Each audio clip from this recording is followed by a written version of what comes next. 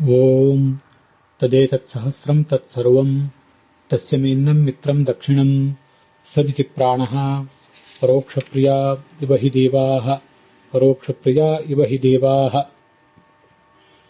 ಓಂ ಹೃಷೀಕೇಶಾಯ ನಮಃ.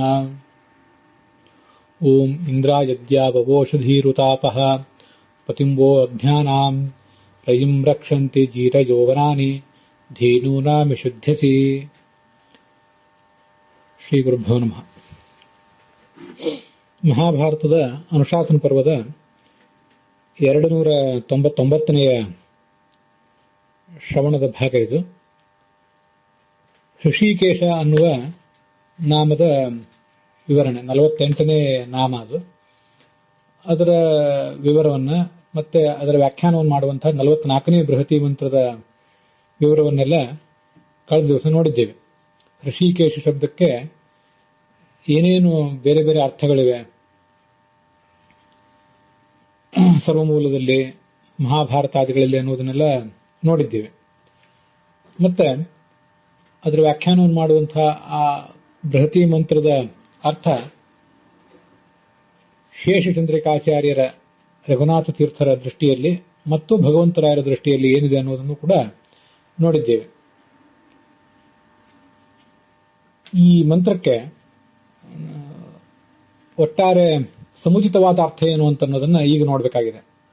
3ನೇ ಮಂಡಲದ 51ನೇ ಸೂಕ್ತದಲ್ಲಿ ಬರುವಂತಹ ಇಂದ್ರಾಯದ್ಯಾವ ಓಷಧೀರುತಾಪಃ ರಯಿಂ ರಕ್ಷಂತಿ ಜೀರಯೋ ವನಾನಿ ಮತ್ತು 8ನೇ ಮಂಡಲದಲ್ಲಿ ಬರುವಂತಹ ಪತಿಂಬೋ ಅಜ್ಞಾನಾಂ ಧೇನೂನಾಂ ವಿಶುದ್ಧಿಸಿ, ಇವೆರಡನ್ನೂ ಸೇರಿಸಿ ಒಂದು ಬೃಹತಿ ಮಂತ್ರವನ್ನು ಸಂಪಾದಿಸಿದಾಗ ಇದೇನು ಮಂತ್ರ ಆಗಿದೆ, ಸಿದ್ಧವಾಗಿದೆ. ಅದಕ್ಕೆ ಒಟ್ಟಾರೆ ಸಮುಚಿತಾರ್ಥ ಏನು ಅಂತ ಅನ್ನೋದನ್ನ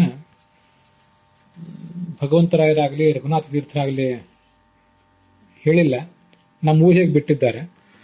ಅದಕ್ಕಾಗಿ ಆ ಒಂದು ಅರ್ಥವನ್ನ ಈಗ ನೋಡೋಣ. ನನಗೆ ಹೊಳೆದಂತಹ ಅರ್ಥವನ್ನು ಹೇಳ್ತೇನೆ. ಮೊದಲು ಅದರ ಭಾವಾರ್ಥವನ್ನು ನೋಡೋಣ. ಭಗವಂತನೇ ಜ್ಯೇಷ್ಠರಾದಂತಹ, ಆಪಹ ಅಂತ ಕರೆಸಿಕೊಂಡಿರುವಂತಹ, ಆಕಾಶಾಭಿಮಾನಿಗಳಾದಂತಹ, ಓಷಧ್ಯಾಭಿಮಾನಿಗಳಾದಂತಹ ದೇವತೆಗಳು ಮತ್ತಿತರ ದೇವತೆಗಳು ಎಲ್ಲರೂ ಕೂಡ ನಿನ್ನ ಮಹಿಮೆಯನ್ನು ಕೊಂಡಾಡುವ ಶಾಸ್ತ್ರಗಳ ಅಧ್ಯಯನ ಮಾಡುವಂತಹ ಸಾಧಕನಿಗಾಗಿ ಜ್ಞಾನವನ್ನು ಅನುಗ್ರಹಿಸ್ತಾರೆ. ಈ ಎಲ್ಲ ದೇವತೆಗಳು ಏನಾದರೂ ಜ್ಞಾನವನ್ನು ಅನುಗ್ರಹಿಸಿದರೆ, ನಮ್ಮೊಳಗೆ ನಿಂತು ಶ್ರವಣ ಮನನ ಇತ್ಯಾದಿಗಳನ್ನು ಮಾಡಿಸಿದರೆ ನಮಗೆ ಜ್ಞಾನ ಬರಬೇಕು. ಅದಕ್ಕಾಗಿ ಜ್ಞಾನ ಅನುಗ್ರಹಿಸುವವರು ಅವರು. ಮತ್ತು ಆ ಜ್ಞಾನ ಬರಬೇಕಾದ್ರೆ ನಮಗೇನು ಇಂದ್ರಿಯಗಳು ಬೇಕು, ಕರ್ಮೇಂದ್ರಿಯಗಳು, ಜ್ಞಾನೇಂದ್ರಿಯಗಳು, ಇವೆಲ್ಲ. ಮತ್ತು ಮನಸ್ಸು ಬೇಕು ಆ ಜ್ಞಾನವನ್ನು ಮನನ ಮಾಡಲಿಕ್ಕೆ, ತಿಳಿದ ವಿಷಯವನ್ನು ಮನನ ಮಾಡಲಿಕ್ಕೆ. ಹೀಗೆ ಆ ಜ್ಞಾನಗಳ ಸಾಧನಗಳಾದಂತಹ ಇಂದ್ರಿಯಗಳನ್ನು ಅವರು ರಕ್ಷಿಸ್ತಾರೆ. ಅದ್ಯಾತಕ್ಕಾಗಿ? ಸ್ವಾಮಿಯಾದ ನಿನ್ನ ಪೂಜೆಗಾಗಿಯೇ 5 ಜ್ಞಾನೇಂದ್ರಿಯ, 5 ಕರ್ಮೇಂದ್ರಿಯಗಳನ್ನ ಮತ್ತು ಮನಸ್ಸನ್ನ ಎಲ್ಲವನ್ನು ಕೂಡ ರಕ್ಷಿಸುವಂತಹ ಒಂದು ದೇವತೆಗಳ ತಂಡವೇ ಇದೆ. ಅವರೆಲ್ಲರೂ ಕೂಡ ಈ ಕಾರ್ಯವನ್ನ ಮಾಡ್ತಾ ಇರುವುದು ನಿನ್ನ ಪೂಜೆಗಾಗಿ. ಕಳೆದ ದಿವಸ ನೋಡಿದ್ದೇವೆ. ಆ ಇಂದ್ರಿಯಗಳಿಂದ ನಾವೇನನ್ನಾದರೂ ತಿಳಿಯುವುದು, ಭೋಗಿಸುವುದು ಭಗವಂತನ ಪೂಜೆಯೇ. ಈ ಇಂದ್ರಿಯಗಳಿಂದ ಆ ದೇವತೆಗಳು ತಾವು ಕೂಡ ನೋಡಿ ಏನನ್ನಾದರೂ ತಿಳ್ಕೊತಾರೆ. ಮತ್ತೆ ನಮ್ಮ ಇಂದ್ರಿಯಗಳನ್ನು ಅವರು ರಕ್ಷಿಸ್ತಾರೆ. ಇದೆಲ್ಲವೂ ಕೂಡ ಆ ಭಗವಂತನ ಪೂಜಾನೇ ಆಗಿದೆ. ಭಗವಂತನ ಪೂಜೆಯನ್ನೇ ನಾವೆಲ್ಲರೂ ಕೂಡ ನಾನಾ ರೀತಿಯಾಗಿ ಮಾಡ್ತೇವಷ್ಟೆ.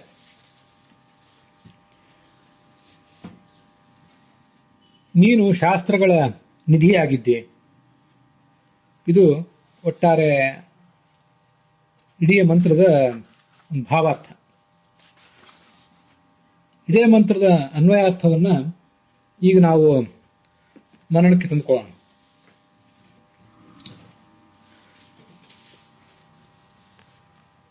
ಹೇ ಭಗವನ್, ಭಗವಂತನಿಗೆ ಸಂಬೋಧನೆ. ಜೀರಯ ಅಂತ ಅಲ್ಲಿ ಒಂದು ಶಬ್ದ ಇದೆ ವೇದ ಮಂತ್ರದಲ್ಲಿ. ರಯಿಂ ರಕ್ಷಂತಿ ಜೀರಯೋ ವನಾನಿ ಅಂತ ಹೇಳಿ. ಜೀರಯ ಅಂದ್ರೆ ಜೀರ್ಣರಾದವರು, ಜ್ಯೇಷ್ಠರಾದವರು ಅಂತ ಅರ್ಥ. ಅದಕ್ಕೆ ಅನುಕ್ರಮವಾಗಿ ಜ್ಯೇಷ್ಠರಾದವರು, ಅದರಲ್ಲಿ ಕೆಲವರು ಮೊದಲು ಜ್ಯೇಷ್ಠರು, ಆಮೇಲೆ ಜ್ಯೇಷ್ಠರಾದವರು ಕೆಲವರು, ಹೀಗೆಲ್ಲ ಇದ್ದಾರೆ. ಅಂತೂ ಕ್ರಮವಾಗಿ ಜ್ಯೇಷ್ಠರಾದವರು ಅಂತ ಅದರ ಅಭಿಪ್ರಾಯ.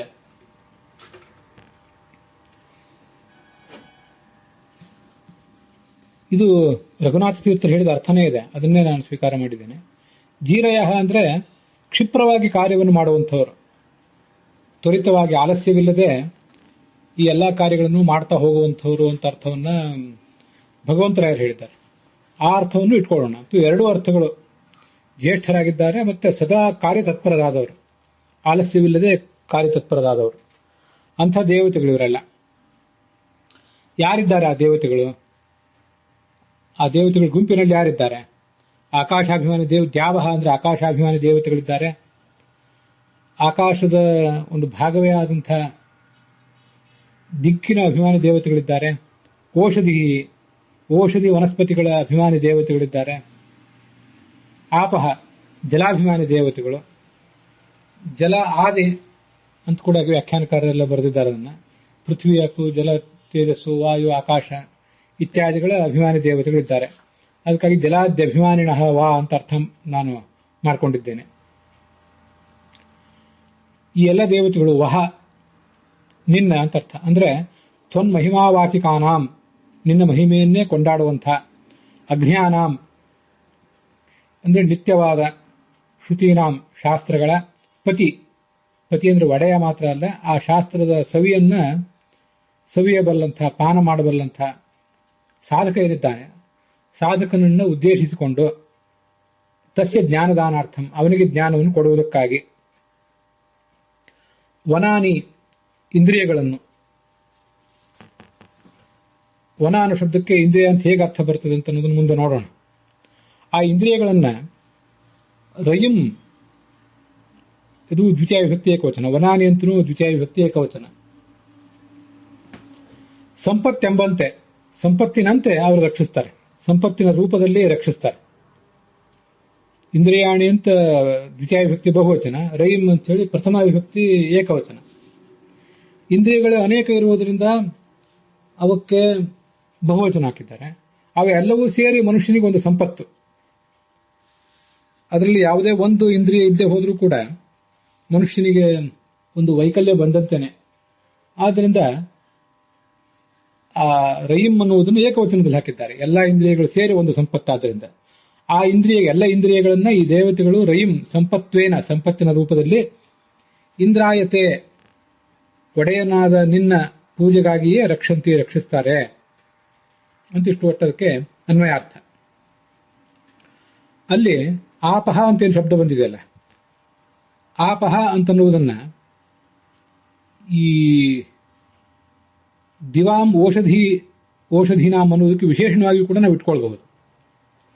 ಈಗ ನಾವು ನೋಡಿದ ಒಂದು ಅರ್ಥದಲ್ಲಿ ಆಕಾಶಾಭಿಮಾನಿ ದೇವತೆಗಳೊಂದು ಬೇರೆ, ಔಷಧಿ ವನಸ್ಪತಿ ಅಭಿಮಾನಿ ದೇವತೆಗಳೊಂದು ಬೇರೆ, ಮತ್ತೆ ಆಪಹ ಅಂದ್ರೆ ಜಲಾಭಿಮಾನಿ ದೇವತೆಗಳೊಂದು ಬೇರೆ, ಮೂರು ಇಟ್ಕೊಂಡಿದ್ವಿ. ಆಪಹ ಅಂತನ್ನುವುದನ್ನ ಜಲಾಭಿಮಾನಿ ದೇವತೆಗಳು ಅಂತ ಇಟ್ಕೊಳ್ಳುವುದು ಅಲ್ಲದೇನೆ ಈ ಎಲ್ಲಾ ದೇವತೆಗಳಿಗೂ ಕೂಡ ದ್ಯು ಅನ್ನುವುದಕ್ಕೆ, ಔಷಧೀನಾಮ್ ಅನ್ನುವುದಕ್ಕೆ ಎಲ್ಲದಕ್ಕೂ ಕೂಡ ವಿಶೇಷವಾಗಿ ನಾವು ಬಳಸ್ಕೊಂಡ್ರು ಏನು ತಪ್ಪಿಲ್ಲ. ಆಪಯಿತಿ ತದಿದಮಾಪ ಏವ, ಆಪಯಿತಿ ತದಿದಮಾಪ ಏವ ಅಂತ ಐತರೇಯ ಉಪನಿಷತ್ತು ಅದನ್ನ ವರ್ಣನೆ ಮಾಡಿದೆ. ಆ ಐತರೇಯ ಉಪನಿಷತ್ತಿನ ಭಾಷ್ಯದಲ್ಲಿ ಬ್ರಹ್ಮವಾಯು ಚ ತದ್ಭಾರ್ಯೆ ವೀಂದ್ರ ಶೇಷೌ ಚ ತತ್ಸ್ತ್ರಿಯೌ ಶಿವಸ್ತದ್ದಯಿತ ಶಕ್ರಕಾಮೌ ತದ್ದಯಿತಾದಯಃ ಸರ್ವೇಶ್ವರಾಃ ಕ್ರಮೇಣೈವ ವಿಷ್ಣೋರ್ಜಾತ ಅವಾಖ್ಯಕಾಃ ಅಂತ ಆಚಾರ್ಯರು ವರ್ಣನೆ ಮಾಡ್ತಾರೆ. ಚತುರ್ಮುಖ ಬ್ರಹ್ಮ ಮತ್ತು ವಾಯುಗಳು, ಅವರಿಬ್ಬರ ಪತ್ನಿಯರಾದ ಸರಸ್ವತಿ ಭಾರತೀಯರು, ಗರುಡಶೇಷರು, ಅವರಿಬ್ಬರ ಪತ್ನಿಯರಾದ ಸೌಪರ್ಣಿ ಮತ್ತು ವಾರುಣಿಯರು, ಶಿವ ಮತ್ತು ಶಿವಾನಿ ಅವರಿಬ್ಬರು, ಶಕ್, ಇಂದ್ರ ಮತ್ತೆ ಮನ್ಮಥ, ಅವರಿಬ್ಬರ ಪತ್ನಿಯರಾದಂತಹ ಶಚಿ ಮತ್ತು ರತಿಯರು, ಸರ್ವೇ ಸುರಾಹ, ಎಲ್ಲಾ ದೇವತೆಗಳು ಕೂಡ ಕ್ರಮೇಣ ವಿಷ್ಣುವಿನಿಂದ ಹುಟ್ಟಿದ್ದಾರೆ. ಅವಾಖ್ಯಕಾಹ, ಅವರೆಲ್ಲರಿಗೂ ಕೂಡ ಅಪ ಅಂತಲೇ ಹೆಸರಿರುವುದನ್ನ ಶಾಸ್ತ್ರ ವರ್ಣನೆ ಮಾಡಿದೆ.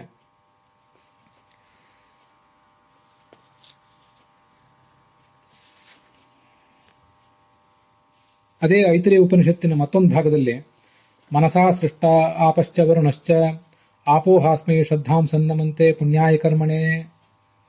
ವಿಷ್ಣುವಿನ ಮನಸ್ಸಿನಿಂದ ಜಲಾಭಿಮಾನಿ ದೇವತೆಗಳು, ವರುಣ ಎಲ್ಲರೂ ಕೂಡ ಸೃಷ್ಟರಾದರು.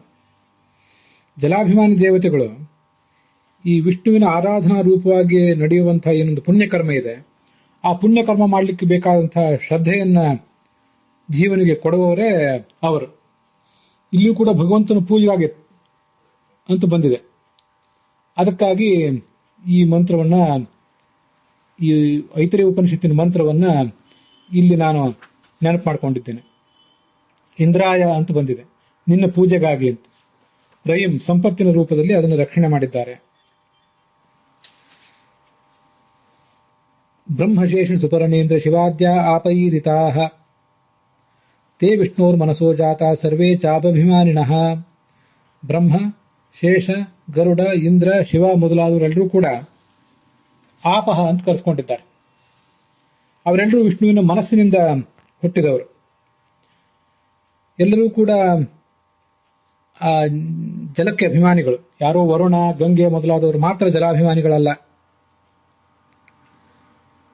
ವೈಶ್ವದೇವಸ್ತತೋ ಹ್ಯಾಪಃ, ಆದ್ರಿಂದಲೇ ಆಪೋ ವೈ ಸರ್ವಾ ದೇವತಾ ಮೊದಲಾದ ಕೆಲವು ವೇದ ಮಂತ್ರಗಳಲ್ಲಿ ಎಲ್ಲಾ ದೇವತೆಗಳು ಕೂಡ ಜಲಕ್ಕೆ ಅಭಿಮಾನಿಗಳು ಅಂತ ವರ್ಣನೆ ಮಾಡ್ತಾರೆ. ಆದ್ರಿಂದಲೇ ಆಪೋಹಿಷ್ಠಾಮಯೋ ಭುವಃ ತಾನ ಊರ್ಜೆ ದಧಾತನ ಇತ್ಯಾದಿ ಮಂತ್ರಗಳನ್ನು ನಾವು ಹೇಳುವಾಗ, ಹಾಗೆ ಹಿರಣ್ಯವರ್ಣ ಶುರೇ ಪಾವಕಾಹ ಯಾಸುಜಾತ ಕಶ್ಯಪೋ ಯಾಸ್ವಿಂದ್ರ ಇತ್ಯಾದಿ ಮಂತ್ರಗಳನ್ನು ಹೇಳುವಾಗ ಕೇವಲ ಜಲಾಭಿಮಾನಿ ದೇವತೆಗಳಲ್ಲ, ಎಲ್ಲಾ ದೇವತೆಗಳು ಕೂಡ ಅಂತ ನಾವು ಅದನ್ನ ತಿಳಿದುಕೊಳ್ಬೇಕು. ಈ ಎಲ್ಲಾ ದೇವತೆಗಳು ಕೂಡ ಆಪಹ ಅಂತ ಕರೆಸ್ಕೊಂಡೇ ಇದ್ದಾರೆ. ಹೀಗೆ ಆಪಹ ಅಂತ ಅನ್ನೋದನ್ನ ಆ ಆಕಾಶಾಭಿಮಾನಿ ದೇವತೆಗಳಿಗೆ ಮತ್ತೆ ಔಷಧಿ ವನಸ್ಪತಿಗಳ ದೇವತೆಗಳಿಗೆ ಕೂಡ ವಿಶೇಷಣವಾಗಿ ಮಾಡ್ಕೋಬಹುದು. ಆಪಹ ಅನ್ಸ್ಕೊಂಡಿರುವಂತಹ ನಮಗೆ ಪುಣ್ಯಕರ್ಮದಲ್ಲಿ ಶ್ರದ್ಧೆಯನ್ನು ಕೊಡುವಂತಹ ಏನು ದೇವತೆಗಳಿದ್ದಾರೆ, ಆಕಾಶಾಭಿಮಾನಿ ದೇವತೆಗಳು ಮತ್ತೆ ಔಷಧಿ ವನಸ್ಪತಿಗಳ ಅಭಿಮಾನಿಗಳ ದೇವತೆಗಳು, ಅವರೆಲ್ಲರೂ ನಮ್ಮ ಇಂದ್ರಿಯಗಳನ್ನು ರಕ್ಷಿಸ್ತಾರೆ ಅಂತ ಅದರ ಒಟ್ಟು ಒಂದು ತಾತ್ಪರ್ಯ. ಮತ್ತಿಲ್ಲಿ ದ್ಯಾವಹ ಅಂತ ಬಂತಲ್ಲ, ದ್ಯಾವಹ ಅಂದ್ರೆ ಆಕಾಶಾಭಿಮಾನಿ ದೇವತೆಗಳು ಅಂತ ಹೀಗೆ ಅರ್ಥ ಇದೆ. ನಮಗ್ ಗೊತ್ತಿರುವಂತೆ ಆಕಾಶಾಭಿಮಾನಿ ದೇವತೆ ಗಣೇಶ ಒಬ್ಬನೇ, ಆದರೆ ಅವನೊಬ್ಬ ಮಾತ್ರ ಆಕಾಶಾಭಿಮಾನಿ ದೇವತೆ ಅಲ್ಲ. ಇನ್ನೂ ಅನೇಕ ಜನ ಆಕಾಶಾಭಿಮಾನಿ ದೇವತೆಗಳನ್ನ ಶಾಸ್ತ್ರ ವರ್ಣನೆ ಮಾಡಿದೆ. ಲಕ್ಷ್ಮೀದೇವಿ ಮತ್ತು ಪಾರ್ವತಿಯು ಕೂಡ ಆಕಾಶದ ಅಭಿಮಾನಿ ದೇವತೆಗಳು.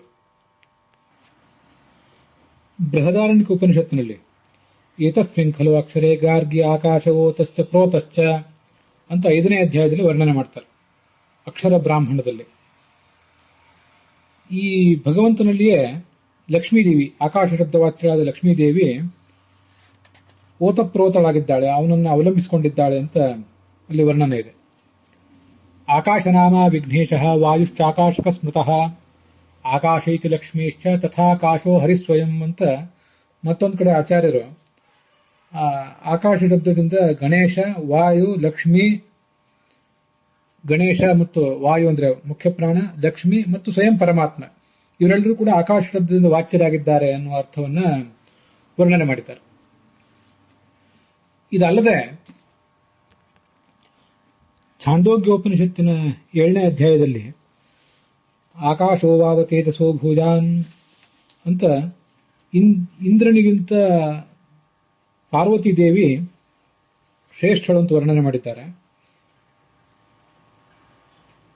ತಸ್ಮಾದ್ ಉಮಾ ಚೈವ ಸಾಚ ಆಕಾಶಾಭಿಮಾನಿನಿ ಆಕಾಶನಾಮ್ನಿ ದೀಪ್ತತ್ವಾತ್, ಅವಳು ಆಕಾಶ ಎಂಬ ಶಬ್ದದಿಂದ ವಾಚ್ಯಳಾಗಿದ್ದಾಳೆ ಅಂತ ಅವಳ ವರ್ಣನೆ ಕೇಳಿ ಬರ್ತದೆ. ಹೀಗೆ ಈ ಆಕಾಶಕ್ಕೆ ಅಭಿಮಾನಿಗಳಾದವರು ಲಕ್ಷ್ಮೀದೇವಿ, ಪ್ರಾಣದೇವ, ಪಾರ್ವತಿ, ಗಣೇಶ ಮೊದಲಾದವರೆಲ್ಲರೂ ಕೂಡ ಇದ್ದಾರೆ. ಅದಕ್ಕಾಗಿ ದ್ಯಾವಹ ಅಂತಲ್ಲಿ ಬಹುವಚನ ಪ್ರಯೋಗ ಮಾಡಿದ್ದಾರೆ. ಅದಲ್ಲದೆ ಭಾಗವತ ತಾತ್ಪರ್ಯದಲ್ಲಿ ಬರುವಂತಹ ಒಂದು ಪ್ರಮೇಯ ವಿಶೇಷ ಇದೆ. ಅದನ್ನು ಕೂಡ ನಾವಿಲ್ಲಿ ನೆನಪು ಮಾಡ್ಕೊಳ್ಬೇಕು.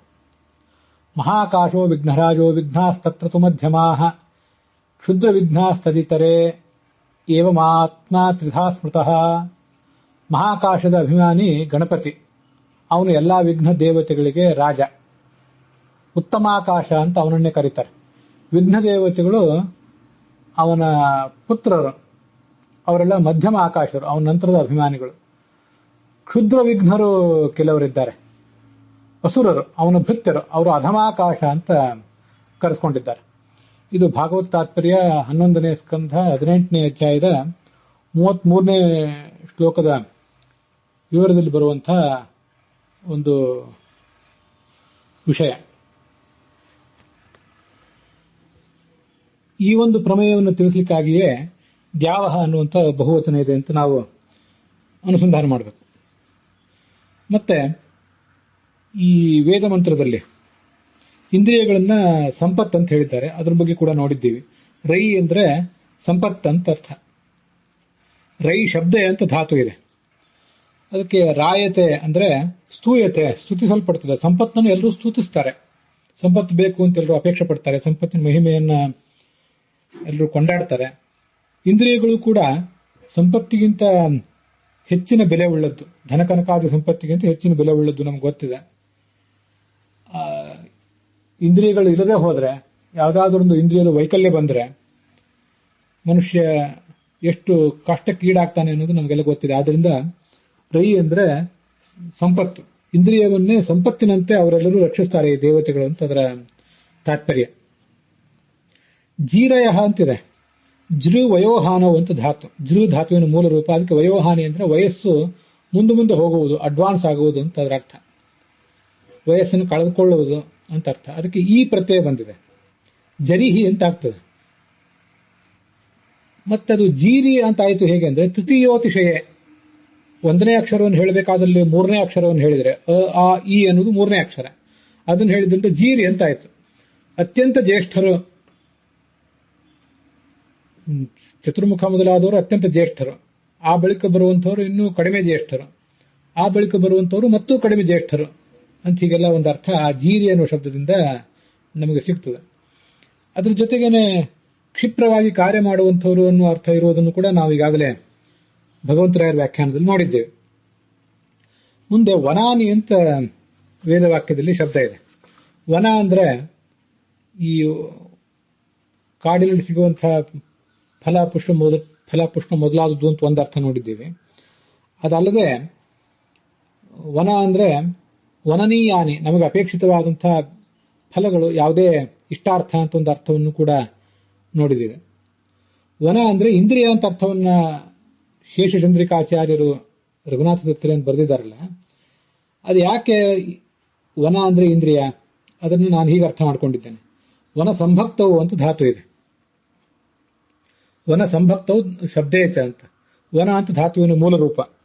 ಅದಕ್ಕೆ ಸಂಭಕ್ತಿ ಅಂದ್ರೆ ವಿಭಾಗ ಮಾಡೋದು, ಶಬ್ದ ಅಂದ್ರೆ ಶಬ್ದ ಮಾಡೋದು ಅಥವಾ ಸ್ತುತಿಸುವುದು ಅಂತ ಹೀಗೆಲ್ಲ ಅರ್ಥ ಆಗ್ತದೆ. ರೈ ಶಬ್ದೆ ಅಂತಂದ್ರೆ ಶಬ್ದ ಮಾಡೋದು, ಗದ್ದಲ ಮಾಡೋದು ಅಂತ ಅರ್ಥ ಅಲ್ಲ. ಸ್ತುತಿಸುವುದು ಅಂತ ಹೇಗೆ ಅರ್ಥನೋ ಹಾಗೆ ಇಲ್ಲಿ ಕೂಡ ಸ್ತುತಿಸುವುದು ಅಂತಾನೆ ಅರ್ಥ. ವನ್ಯಂತೆ ಸಂವಿಭಜ್ಯಂತೆ ಸ್ವೇಷು ಅರ್ಥೇಶು ಇತಿ ವನಾನಿ. ಪ್ರತಿಯೊಂದು ಇಂದ್ರಿಯಕ್ಕೂ ಕೂಡ ಅದರದೇ ಆದ ಅರ್ಥದ ಜೊತೆಗೆ ವಿಭಾಗ ಇದೆ. ಚಕ್ಷುರೇಂದ್ರಿಯಕ್ಕೆ ರೂಪ, ಘ್ರಾಣೇಂದ್ರಿಯಕ್ಕೆ ಗಂಧ, ರಸನೇಂದ್ರಿಯಕ್ಕೆ ರಸ. ಹೀಗೆ ಪ್ರತಿಯೊಂದು ಇಂದ್ರಿಯಕ್ಕೂ ಕೂಡ ಅದರದೇ ಆದಂತಹ ಒಂದು ವಿಷಯ ಇದೆ. ಹೀಗೆ ಅದೊಂದು ವಿಭಾಗ ಇದೆ. ಹೀಗೆ ವಿಭಾಗ ಇರುವುದರಿಂದ ಮತ್ತೆ ಸ್ತುತಿಸಲ್ಪಡುವುದರಿಂದ ಇಂದ್ರಿಯಗಳು, ಅವುಗಳಿಗೆ ವನ ಅಂತ ಕರೀತಾರೆ. ಅಂಥ ವನಗಳನ್ನ ಈ ಎಲ್ಲ ದೇವತೆಗಳು ಕೂಡ ರಕ್ಷಿಸಿದ್ದಾರೆ. ಇಂದ್ರಿಯಗಳು ಈ ದೇವತೆಗಳು ರಕ್ಷಿಸಿದ್ದಾರೆ ಅಂತ ಅದರ ಅರ್ಥ. ಮತ್ತೆ ಈ ದಿಗಭಿಮಾನಿ ದೇವತೆಗಳು ಅಂತ ಕೂಡ ಒಂದ್ ಕಡೆ ಅರ್ಥ ಹೇಳಿದೆ. ಆಕಾಶಾಭಿಮಾನಿ ದೇವತೆಗಳು, ದಿಗಭಿಮಾನಿ ದೇವತೆಗಳು ಅಂತ.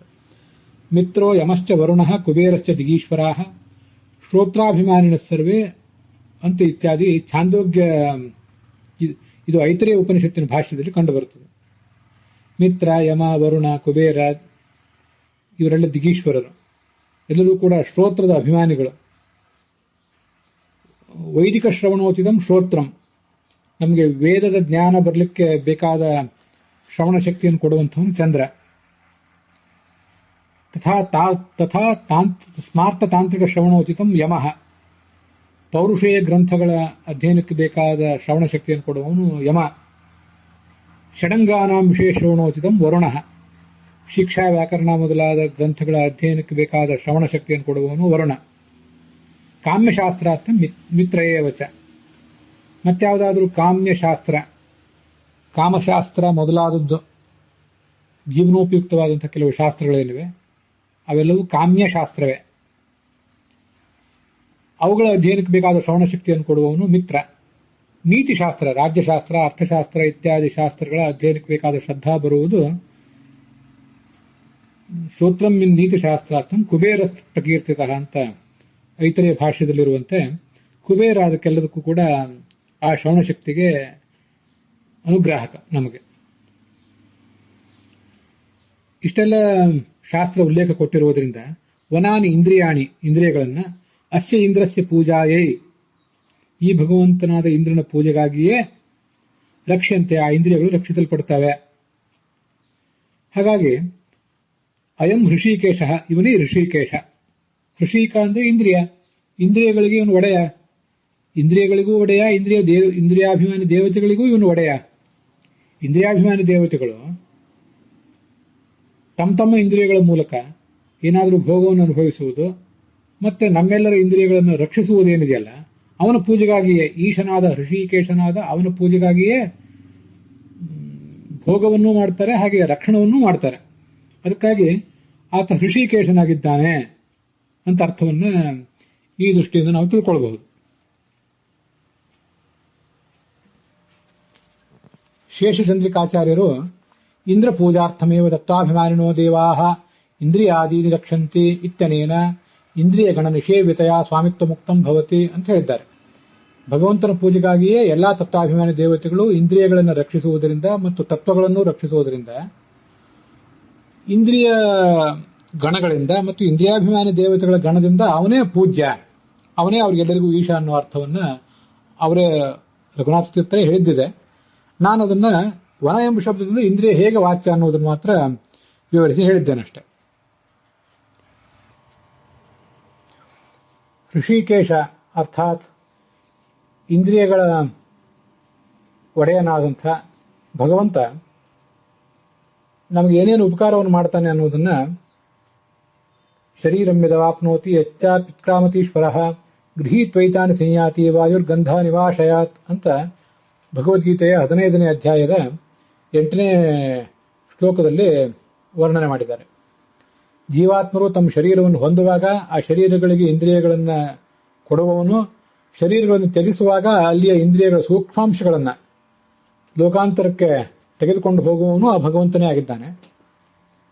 ನಮ್ಮ ಇಂದ್ರಿಯಗಳು, ನಾನೀಗಾಗಲೇ ಕಳೆದ ದಿವಸ ಹೇಳಿದ್ದೆ, ಹೊರಗಿರುವಂತಹ ಗೋಲಕಗಳೆಲ್ಲ ಇಲ್ಲೇ ಬೆಂಕಿಗೆ ಆಹುತಿ ಆಗಿಬಿಡ್ತವೆ. ಆದರೆ ಅದರ ಒಳಗಿರುವಂತಹ ಸೂಕ್ಷ್ಮವಾದ ಇಂದ್ರಿಯಗಳೇನಿರ್ತಾವಲ್ಲ ಅವೆಲ್ಲ ಆತ್ಮನ ಜೊತೆಗೇನೆ ಮುಂದೆ ಹೋಗಿರ್ತವೆ. ಹೀಗೆ ಅವನು ತಗೊಂಡು ಹೋಗ್ತಾನೆ ಅವುಗಳನ್ನ ಅಂತ ಶಾಸ್ತ್ರಗಳಲ್ಲಿ ವರ್ಣನೆ ಇದೆ. ಯೋಂತಃ ಪ್ರವಿಶ್ಯ ಮಮ ವಾಚಮಿವಾಂ ಪ್ರಸುಕ್ತಾಂ ಸಂಜೀವಯತ್ಯಖಿಲ ಶಕ್ತಿಧರ ಸ್ವಧಾಮ್ಯ ಅನ್ಯಾಂಶ್ಚ ಹಸ್ತಚರಣ ಶ್ರವಣತ್ವಗಾದೀನ್ ಪ್ರಾಣಾನ್ನಮೋ ಭಗವತೆ ಪುರುಷಾಯ ತುಭ್ಯಂ ಅಂತ ಭಾಗವತದಲ್ಲಿಯೂ ಕೂಡ ಮಲಗಿದ್ದಂಥ ನಿಷ್ಕ್ರಿಯವಾಗಿದ್ದಂಥ ನನ್ನ ನಾಲಿಗೆಯನ್ನ ಮತ್ತು ಇತರ ಇಂದ್ರಿಯಗಳನ್ನು ಪ್ರಚೋದಿಸಿದವನು ಈ ಭಗವಂತ ಅಂತ ಧ್ರುವ ಆ ಭಗವಂತನನ್ನು ಸ್ತೋತ್ರ ಮಾಡುವಂತ ಒಂದು ಮಾತು ಕೇಳಿ ಬರ್ತದೆ. ಭಾಗವತದ 4ನೇ ಸ್ಕಂದದ 9ನೇ ಅಧ್ಯಾಯದ 6ನೇ ಶ್ಲೋಕದಲ್ಲಿ ಶ್ರೋತ್ರಂ, ಚಕ್ಷು ಮತ್ತೆ ಸ್ಪರ್ಶನ, ರಸನ, ಘ್ರಾಣ ಇವೆಲ್ಲ ಇಂದ್ರಿಯಗಳನ್ನ ಮತ್ತು ಒಳಗಿನ ಇಂದ್ರಿಯವಾದ ಮನಸ್ಸನ್ನು ಕೂಡ ಇವನು ಪ್ರವೇಶಿಸಿ ಭಗವಂತ ಅವನೇ ಎಲ್ಲ ವಿಷಯಗಳನ್ನ ಸ್ವೀಕಾರ ಮಾಡ್ತಾನೆ ಅಂತ ಗೀತಾದ 15ನೇ ಅಧ್ಯಾಯದ 9ನೇ ಶ್ಲೋಕದಲ್ಲಿ ಕೇಳಿ ಬರ್ತದೆ. ಭುಂಕ್ತೆ ಹರಿಹಿ ಶುಭಾನ್ ಭೋಗಾನ್ ಇಂದ್ರಿಯೇಷು ವ್ಯವಸ್ಥಿತ ನಾರಾಯಣ ಶ್ರುತಿ ಅಂತ ಗೀತಾ ತಾತ್ಪರ್ಯದಲ್ಲಿ ಕಂಡು ಬಂದಿರುವಂಥದ್ದು. ನಮ್ಮೆಲ್ಲ ಇಂದ್ರಿಯಗಳಲ್ಲಿದ್ದು ಶುಭವನ್ನೇ ಭೋಗ ಮಾಡ್ತಾನೆ, ಅಶುಭವನ್ನೆಂದು ಆತ ಭೋಗ ಮಾಡೋದಿಲ್ಲ ಅಂತ ಅಲ್ಲಿ ಕೇಳಿ ಬರ್ತದೆ. ನಮ್ಮ ಯಾವ ಇಂದ್ರಿಯವೂ ಕೂಡ ನಮ್ಮದಲ್ಲ. ಬ್ರಹ್ಮಣೋವಾ ಏತಾನಿ ಕರಣಾನಿ ಚಕ್ಷು ಶ್ರೋತ್ರಂ ಮನೋವಾಗಿದಿ ತದ್ಧಿ ಏತೈಹಿ ಕಾರಯತಿ. ಭಗವಂತನದೇ ಇಂದ್ರಿಯಗಳಿವೆಲ್ಲ. ಆ ತನ್ನವೇ ಆದ ಇಂದ್ರಿಯಗಳ ಮೂಲಕ ನಮ್ಮ ಕೆಲಸಗಳನ್ನ ಆತ ಮಾಡಿಸ್ತಾನಷ್ಟೆ ಅಂತ ಅಲ್ಲಿ ವರ್ಣನೆ ಮಾಡ್ತಾರೆ. ಋಷಿಕೇಶ ಅನ್ನೋದಕ್ಕೆ ಲಕ್ಷಾಲಂಕಾರದಲ್ಲಿ ಒಂದು ಅರ್ಥವನ್ನು ಸೂಚನೆ ಮಾಡಿದ್ದಾರೆ. ಹರ್ಷರೂಪ ಕೇಶವಾನ್ವ ಋಷಿಕೇಶ, ಆನಂದ ರೂಪವಾದ ಕೇಶವುಳ್ಳವನೇ ಭಗವಂತ ಅಂತ ಅದರ ತಾತ್ಪರ್ಯ. ಭಗವಂತನ ಇಡೀ ಶರೀರವೇ ಆನಂದಮಯವೇ, ಅವನ ಕೇಶವೂ ಕೂಡ ಆನಂದಮಯವೇ. ಅದಕ್ಕೆ ಭಾಗವತ ತಾತ್ಪರ್ಯದಲ್ಲಿ ಆನಂದ ಶ್ಮಶ್ರು ಆನಂದಕೇಶ ಆಪಾದನಖಾದ ಆನಂದ ಏವ ಏನಮೇವಂ ಆನಂದಂ ವೇದ ಆನಂದ ಏವ ಸಭವತಿ ಅಂತ ವರ್ಣನೆ ಮಾಡಿದ್ದಾರೆ. ಆನಂದ ಶ್ಮಶ್ರು ಅವನ ಗಡ್ಡ ಮೀಸೆ ಆನಂದಮಯ, ಆನಂದ ಕೇಶ ಅವನ ತಲೆಗೂದಲು ಆನಂದಮಯ, ಆಪಾದನಖಾತ್ ಆನಂದ ಏವ. ಇಡೀ ವೇದಮಂತ್ರವನ್ನು ಸರಿಯಾದ ರೂಪದಲ್ಲಿ ನಾನು ಹೇಳಿಲ್ಲ, ಕೆಲವು ಶಬ್ದಗಳಲ್ಲಿ ತಪ್ಪಿರಬಹುದು. ಕಾಲಿನಿಂದ ತಲೆಯವರೆಗೆ ಅವನು ಪೂರ್ಣವಾಗಿ ಆನಂದಮಯನೇ ಆಗಿದ್ದಾನೆ. ಅವನನ್ನು ಯಾರು ಹೀಗೆ ಆನಂದಮಯ ಅಂತ ತಿಳಿದು ಉಪಾಸಿಸ್ತಾರೋ ಆನಂದ ಏವ ಸ್ವಭಾವತಿ, ಅವನು ಆನಂದನೇ ಆಗ್ತಾನೆ ಅಂತ. ಹೀಗೆ ಅವನ ಕೇಶವೂ ಕೂಡ ಆನಂದಮಯನೇ ಅನ್ನುವುದನ್ನ ಏನು ಭಾಗವತ ತಾತ್ಪರ್ಯದಲ್ಲಿ ಉದ್ಧೃತವಾದ ಒಂದು ವೇದವಾಕ್ಯ ಹೇಳ್ತದೆ, ಅದನ್ನೇ ಋಷಿಕೇಶ ಅನ್ನುವ ಶಬ್ದವು ಕೂಡ ವರ್ಣನೆ ಮಾಡಿದೆ.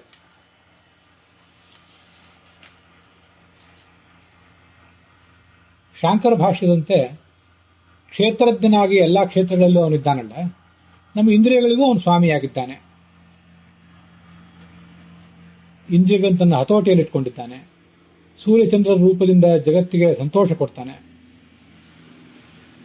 ಸೂರ್ಯರಶ್ಮಿ ಹರಿಕೇಶ ಪುರಸ್ತಾತ್ ಅಂತ ತೈತ್ರಿಯ ಸಂಹಿತಾದಲ್ಲಿ ಬರುವಂತಹ ಒಂದು ಮಾತು. ಶಾಂಕರ ಭಾಷ್ಯದಲ್ಲಿ ಆ ಮಹಾಭಾರತದ ಶಾಂತಿ ಪರ್ವದ ಮಾತು, ಸೂರ್ಯ ಚಂದ್ರಮಸೋ ಶಶ್ವತ ಅಂಶುಭಿ ಕೇಶ ಸಂಧಿತೈ ಅಂತ ನಾವೀಗಾಗಲೇ ನೋಡಿದ ಒಂದು ಮಾತಿದೆ, ಅದನ್ನ ಉದ್ಧರಿಸ್ತಾರೆ. ಪರಾಶರ ಭಟ್ಟರ ವ್ಯಾಖ್ಯಾನದಲ್ಲಿ ಇಂದ್ರಿಯಗಳಿಗೆ ನಿಯಾಮಕ ಅನ್ನೋ ಅರ್ಥ ಅಂತೂ ಇದ್ದೇ ಇದೆ. ಸುಖ, ಐಶ್ವರ್ಯ ಇತ್ಯಾದಿ ಎಲ್ಲವೂ ಕೂಡ ಇದ್ದವನು. ಹರಿವಂಶದ ಮಾತನ್ನ ಋಷಿಕಾಣಿ ಇಂದ್ರಿಯಾಣ್ಯಾಹು ತೇಷಾಮೀಶೋ ಯಥೋ ಭವಾನ್ ಅನ್ನುವುದು ಹರಿವಂಶದ ಮಾತು. ಹರ್ಷಾತ್ ಸುಖಾತ್ ಸುಖೈಶ್ವರ್ಯಾತ್ ಋಷಿಕೇಶತ್ವ ಅಶ್ನುತೆ ಅಂತ ಮಹಾಭಾರತದ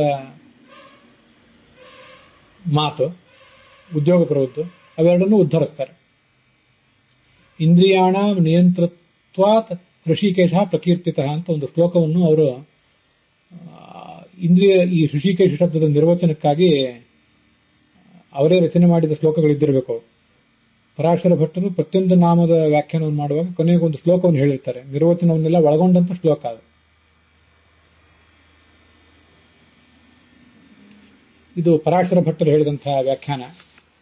ಸತ್ಯಸಂಧ ಸ್ವಾಮಿಗಳು ಹೇಳುವಂತೆ ಹರ್ಷವುಳ್ಳವನು ರಮಾದೇವಿಗೆ ಮತ್ತು ಚತುರ್ಮುಖ ಬ್ರಹ್ಮನಿಗೂ ಅಧಿಪತಿ, ಎಲ್ಲ ಇಂದ್ರಿಯಗಳಿಗೂ ಅಧಿಪತಿ. ಇದು ಸತ್ಯಸಂಧರು ತಿಳಿಸುವಂತಹ ಒಂದರ್ಥ. ಹೃಷಿ ಎಂಬಲ್ಲಿ ಹೃಷ ತುಷ್ಟವನು ಧಾತುವಿಗೆ ಕ ಪ್ರತ್ಯಯ ಬಂದಿದೆ. ಹರ್ಷ ಹೃಷ ಅಂತಂದ್ರೆ ಹರ್ಷ. ಸಹ ಅಸ್ಯ ಅಸ್ತೀತಿ ಹೃಷಿ. ಆ ಹರ್ಷ ಉಳ್ಳವಳು ಲಕ್ಷ್ಮೀದೇವಿ, ಮತ್ತೆ ಕಹ ಅಂತ ಬ್ರಹ್ಮ. ಅವರಿಬ್ಬರಿಗೂ ಈಶ. ಅವರಿಬ್ಬರ ಆನಂದ ಇವನ ಆನಂದಕ್ಕಿಂತ ಸಣ್ಣದು. ಭಗವಂತನ ಅಪಾರವಾದ ಆನಂದ ಏನಿದೆ ಅದರ ಒಂದು ಭಾಗವನ್ನೇ ಏತಸ್ಯೈವ ಆನಂದಸ್ಯ ಮಾತ್ರ ಮನ್ಯೇ ಜೀವಾಹ ಉಪಯಂತಿ ಅಂತ ಬೃಹದಾರಣ್ಯಕ ಉಪನಿಷತ್ತು ಹೇಳುವಂತೆ ಲಕ್ಷ್ಮೀ ಮತ್ತು ಚತುರ್ಮುಖ ಬ್ರಹ್ಮರು ಕೂಡ ಭಗವಂತನ ಅನಂತವಾದ ಆನಂದದ ಒಂದು ಭಾಗವನ್ನು ಮಾತ್ರ ಸವಿತಾರೆ ಅಂತ ವರ್ಣನೆ ಮಾಡಿದ್ದಾರೆ. ಅದೆಲ್ಲ ಆ ಹೃಷಿಕೇಶ ಎಂಬ ಶಬ್ದದಿಂದ ನಮಗೆ ಸಿಗ್ತದೆ. ಹೀಗೆ ಇದಿಷ್ಟು ಹೃಷಿಕೇಶ ಅನ್ನುವ ಒಂದು ನಾಮದ ವ್ಯಾಖ್ಯಾನ. ಇದನ್ನ ಕಳೆದ 2 ದಿವಸದಿಂದ ನಾವು ಕೇಳಿದ್ದೀವಿ. ನಮ್ಮೆಲ್ಲ ಜ್ಞಾನೇಂದ್ರಿಯಗಳನ್ನು ಕರ್ಮೇಂದ್ರಿಯಗಳನ್ನು ಪ್ರೇರಿಸುವಂತಹ ದೇವತೆಗಳೇನಿದ್ದಾರೆ, ಆ ದೇವತೆಗಳ ಒಡೆಯ ಈ ಭಗವಂತ. ಮತ್ತೆ ಅವನು ಅವರೆಲ್ಲರಿಗೂ ಸುಖವನ್ನು ಕೊಟ್ಟವನು. ಅವನ ಅನಂತವಾದ ಹರ್ಷದ ಒಂದೊಂದು ಬಿಂದುವನ್ನು ಮಾತ್ರ ಈ ಎಲ್ಲ ದೇವತೆಗಳು ಕೂಡ ಅನುಭವಿಸ್ತಾರೆ. ನಾವು ಕೂಡ ಆ ಭಗವಂತನ ಪ್ರತಿಬಿಂಬರಾದ್ದರಿಂದ ಜ್ಞಾನರೂಪತ್ವದಿಂದ ಒಂದು ಸಮಾನತೆ ಇದೆ ಅಂತ ಅನುವ್ಯಾಖ್ಯಾನದಲ್ಲಿ ವರ್ಣನೆ ಮಾಡ್ತಾರೆ. ಅನುವ್ಯಾಖ್ಯಾನದ 3ನೇ ಅಧ್ಯಾಯದ 2ನೇ ಪಾದದಲ್ಲಿ ಉಪಮಾಧಿಕರಣ ಅತಯೇವ ಚೋಪಮ ಸೂರ್ಯಕಾದೇವತ್ ಅಂತ ಸೂತ್ರ. ಅಲ್ಲಿ ಜೀವಸ್ಯ ಸದೃಶತ್ವಂಚ ಚಿನ್ಮಾತ್ರತ್ವಂ ನಚಾಪರಂ. ಜೀವನು ಆ ಭಗವಂತನಂತೆ ಜ್ಞಾನ ಸ್ವರೂಪ. ಮತ್ತೆ ಕಿಂಚಿತ್ ಸುಖಾದಿ ಸಾದೃಶ್ಯಂ ಅಪಿ ಈಶೇನ ಅಸುರಾನೃತೆ. ಈ ಸಾತ್ವಿಕರಾದಂತಹ ಭಗವದ್ಭಕ್ತರಾದಂತಹ ಜೀವರೇನಿದ್ದಾರೆ, ಭಗವಂತನಂತೆ ಇವರು ಕೂಡ ಸ್ವಲ್ಪ ಮಟ್ಟಿಗೆ ಸುಖ ಜ್ಞಾನ ಇತ್ಯಾದಿಗಳ ಸಾದೃಶ್ಯವನ್ನು ಹೊಂದಿದ್ದಾರೆ. ದೈತ್ಯರು ಕೇವಲ ಜ್ಞಾನರೂಪರಾದ್ರಿಂದ ಮಾತ್ರ ಸಾದೃಶ್ಯವನ್ನು ಹೊಂದಿದ್ದಾರೆ. ಅವರಿಗೆ ಭಗವಂತನಂತೆ ಆನಂದದ ಸಾದೃಶ್ಯ ಇಲ್ಲ. ಆದರೆ ಭಗವದ್ಭಕ್ತರಾದವರು ಆನಂದದ ಸಾದೃಶ್ಯವನ್ನು ಕೂಡ ಹೊಂದಿದ್ದಾರೆ ಅಂತ ವರ್ಣನೆ ಮಾಡ್ತಾರೆ. ಲಕ್ಷ್ಮಿಯಿಂದ ಪ್ರಾರಂಭಿಸಿ ಒಬ್ಬ ಸಣ್ಣ ಜೀವನವರೆಗೆ ಪ್ರತಿಯೊಬ್ಬರು ಕೂಡ ಕಿಂಚಿತ್ ಸುಖಾದಿ ಸಾದೃಶ್ಯಂ ಅಪಿ ಈಶೇನ ಅಸುರಾನೃತೆ ಅಂತ ಹೇಳುವಂತೆ ಆ ಭಗವಂತನ ಪ್ರತಿಬಿಂಬರಾದಂತಹ ನಾವು ಅವನ ಆನಂದದ ಒಂದು ಭಾಗವನ್ನು, ಸಣ್ಣ ಅಂಶವನ್ನು ಅನುಭವಿಸ್ತಾ ನಮ್ಮ ಸಾಧನೆಯನ್ನ ಮುಂದುವರಿಸಿ ಕೊನೆಗೆ ಆ ಆನಂದವನ್ನು ಅನುಭವಿಸುವಂಥವರಾಗ್ತೇವೆ ಅನ್ನೋದನ್ನ ಈ ಶಬ್ದ ತಿಳಿಸ್ತದೆ. ಸಾಧನೆಯ ಹಂತ ಮತ್ತು ಫಲದ ಹಂತ ಎರಡನ್ನು ತಿಳಿಸುವಂತಹ ಒಂದು ವಿಶಿಷ್ಟವಾದ ಶಬ್ದ ಇದು. ಅದರ ವಿವರದೊಂದಿಗೆ ಈ ಭಾಗ ಸಮಾಪ್ತಿಯನ್ನು ಕಂಡಿದೆ.